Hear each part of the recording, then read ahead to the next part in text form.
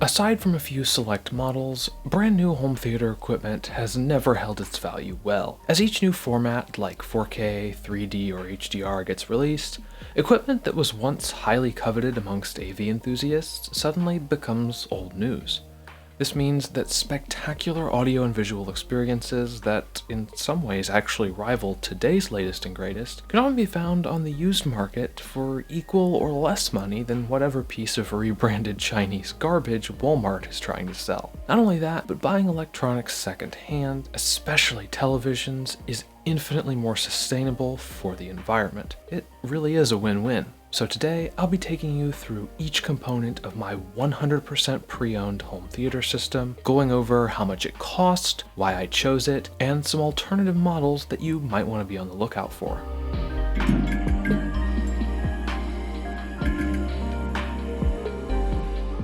So starting out with what is probably the most exciting part, the TV.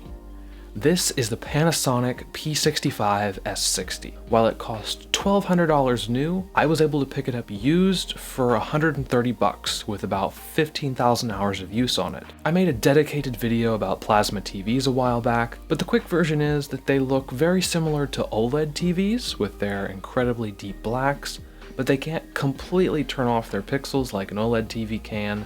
They aren't made anymore, and they're also far more susceptible to burn-in. So if you plan to watch a lot of content that has static logos or maybe heads-up displays that stay on the screen for a long time, I would suggest steering clear of plasmas.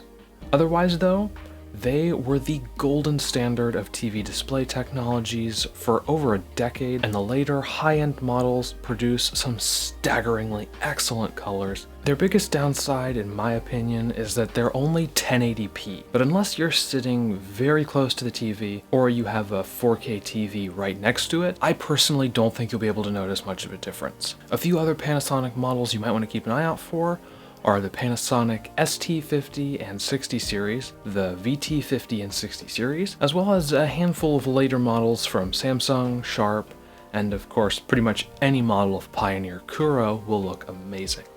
Next on the list is the receiver. This is the Onkyo TX-SR508.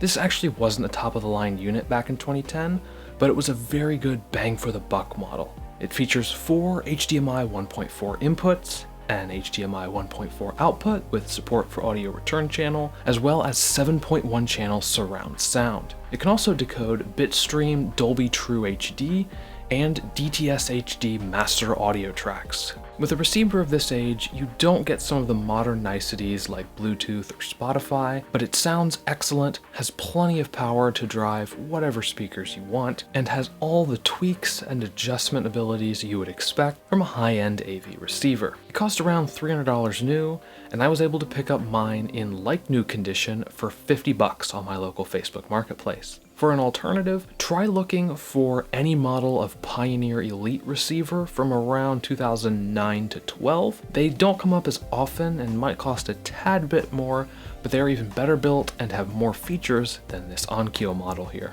My speakers are a bit of a mixed bag, and they're the one part of this setup you shouldn't and also probably won't be able to replicate. The center channel is a very old Optimus STS50 I got for free from a family member who bought it brand new from Radio Shack years ago.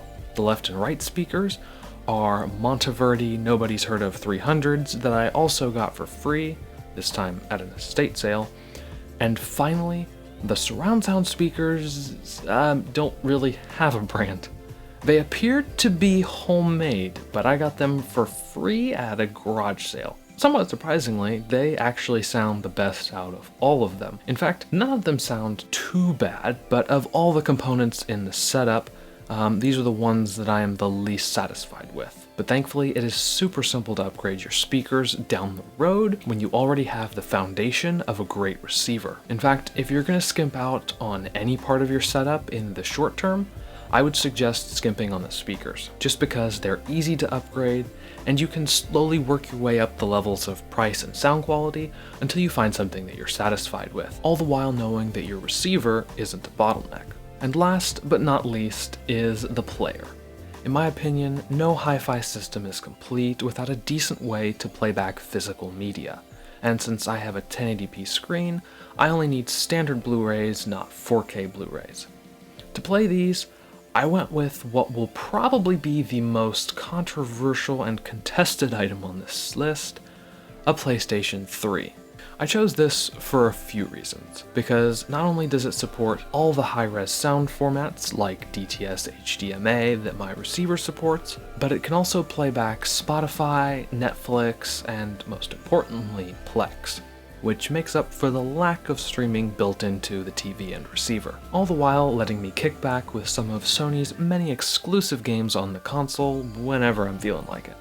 I'm a PC gamer at heart, but for the $100 I paid, I feel it was well worth it for what it does. The fans are pretty much inaudible while it's just playing a movie, and honestly, it does a pretty good job, even at things like upscaling DVDs. If 100% all you want to do is just play Blu-rays, keep an eye out for the exceptional Pioneer Elite BDP-F05D Blu-ray player, which is also around $100 on the used market now. Or if streaming is more your thing, honestly just pick up whatever modern set-top box you want. Personally, I would go with the Nvidia Shield, but depending on what streaming services you use most will depend on what device you'll want to go with. And that about wraps up this list. There are some other odds and ends that I just purchased new, like speaker wire, but all the major equipment was obtained on the used market. It may take some patience, but over the course of a year, almost anyone can build themselves a very nice home entertainment system like this for under $500. You'll be doing the planet a favor, getting a bit more for your money, and it can actually be kind of fun. As always, thank you guys so much for watching. If you liked the video, hit like, get subscribed, and ring the bell so you don't miss out on any of my future videos, and I will see you guys in the next one.